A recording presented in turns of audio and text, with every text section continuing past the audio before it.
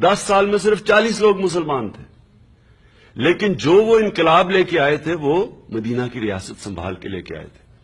Change political آتا ہے، یہ سمجھنا کہ ہم چپ کر کے بیٹھے رہیں گے اور کوئی شارٹ کٹ ہے کہ ہم ایک دم اٹھیں گے تو چینج آ جائے گا، ایسے تو چینج نہیں آتا۔ آپ سب کو یہ فیصلہ کرنا پڑے گا، آپ سب کو پولیٹیکل ہونا پڑے گا۔ مجھے یہ میں جب جاؤں نہیں جی میں سیاست میں نہیں، میں غیر سیاسی ہوں، میں جی غیر سیاسی ہوں۔ غیر سیاسی تو جانور ہوتے ہیں۔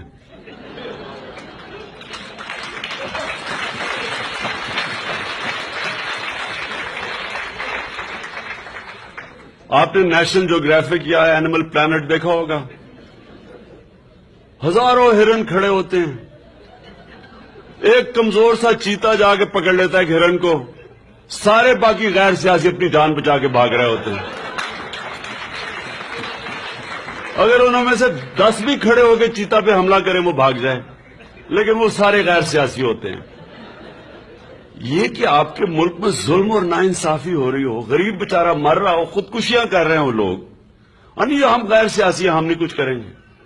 اوپر آپ کے سارے مجرم حکومت کر رہے ہوں، ہم جی غیر سیاسی ہیں۔ ایرسٹوٹل نے 2500 سال پہلے کہا، اس نے کہا اگر معاشرے میں ظلم اور ناانصافی ہوگی ہر شہری سیاست میں حصہ لے گا۔ پھر اس نے کوالیفائی کیا، سوائے 2 طبقوں کے، ایک بزدل اور دوسرا خود غرض، کہ جی میری فیکٹری نہ خراب ہو جائے۔ بڑی لوگوں نے کہا جی وہ ٹیکس والے میری فیکٹری بند کروا دیں گے، وہ جی میری کنسلٹنسی ختم ہو جائے گی۔ خود غرض اور بزدل، وہ دیکھیں جی وہ الطاف حسین ہے، وہ جی وہ چودھری ہیں، وہ فلانے شریف ہیں، وہ زرداری ہیں۔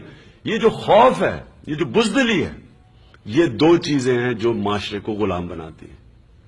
تو آج ہم جو غلام بنے ہوئے ہیں، ایک اتنا وائبرنٹ معاشرہ، جب ہم 80s میں مجھے یاد ہے ہم جب جاتے تھے دبئی میں شروع میں جب ہم میچز کھیلنے جاتے تھے تو وہاں ساری جو انڈین اور پاکستانی جو مینجمنٹ تھی ایک ہی جتنی تھی، ٹاپ مینجمنٹ۔ آج آپ جا کے دیکھیں تقریباً ساری ٹاپ مینجمنٹ انڈین اور سارا لیبر پاکستانی۔ تو یہ جو چینج آیا ہے یہ ہمارے سامنے آیا ہے، اور یہ چینج آیا اس لیے ہے کہ ہمارے میں بزدلی تھی، ہم نے اپنے رائٹس حقوق کی جنگ نہیں لڑی۔ ہم تماشا دیکھتے رہے کہ عمران صاحب آپ پالیٹکس میں کیوں ہیں جی؟ اچھا بھلا آپ کام کر رہے تھے۔ عمران خان کو تو پالیٹکس کی کوئی ضرورت نہیں ہے۔ باقی پالیٹیشنز کی طرح میں نے تو کوئی پالیٹکس میں کوئی جا کے کوئی کریئر نہیں بنانا۔ باقی پالیٹیشنز کے تو آپ پہلے اثاثے دیکھ لیں، پالیٹکس سے پہلے یہ کیا تھے اور بعد میں کیا تھے، آپ صرف ان کے ایسٹس دیکھ لیں۔ نواز شریف جب پالیٹکس میں آیا تھا تو اس کی ایک فیکٹری تھی ان کی فیملی کی، 7 سال کے بعد 22 فیکٹریاں بن گئی۔